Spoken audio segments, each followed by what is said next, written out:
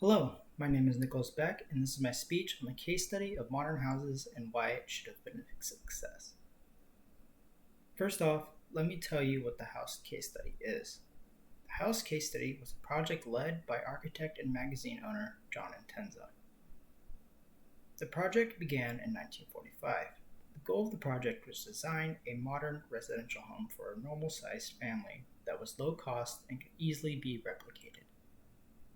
Each architect that would take part in this project were carefully and specifically handpicked by John Intenza himself. Each of these architects had their own different ways and experiences in the field, which in turn brought some extremely beautiful, unique, and modern homes to the light, with unique designs such as a modern house submerged in the ground to provide a natural AC/heating to a functional minimalist modern house that has everything a human would need down to a salt and pepper shaker all on the plan.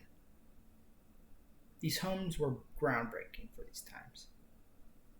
But throughout the project, a total of 36 different unique and groundbreaking prototypes were designed. However, only a couple dozen actually made it to development, with about 20 still standing today.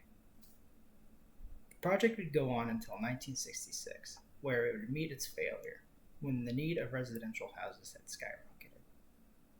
With no time left and no clear decision made, there was no choice but to design functional, normal, cheap residential homes, which were then quickly lined up and built into neighborhoods across the America that we know today, thus not fulfilling the project's goal of changing modern-day houses.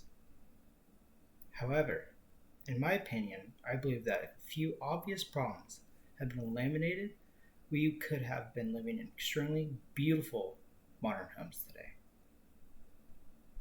The first obvious problem that I found while researching this case was the fact that the architects weren't designing completely to the criteria.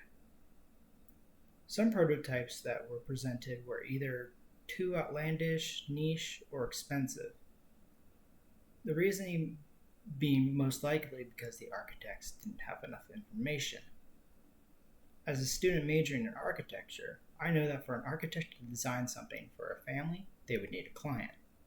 However, there was no client given, not even an example of such. So, some architects had to make up imaginary ones. Others would go and find actual clients, except what they came up with was too niche into the client's needs that it wouldn't be a suitable in-between for a common family. Now, in order to fixing this problem, I would suggest that if there were an example of a client or more specific instructions, I'm sure this would have greatly benefited to the success of the program. The second problem I found is that while it was a great option for John Intenza to select every architect that was allowed on the project, it sadly wasn't enough people to complete the project in time. He was looking for architects with the ability to evaluate realistic houses within the terms of need. This was a good start to the program, but there wasn't enough architects for the project. However, if John had hired more architects or even broadened his search to be less specific, there could have been more hands on deck, thus speeding up the process of the case study to where it would have been ready, on time, and had succeeded. Now, it may sound like the case study was a total failure. This isn't the case, however.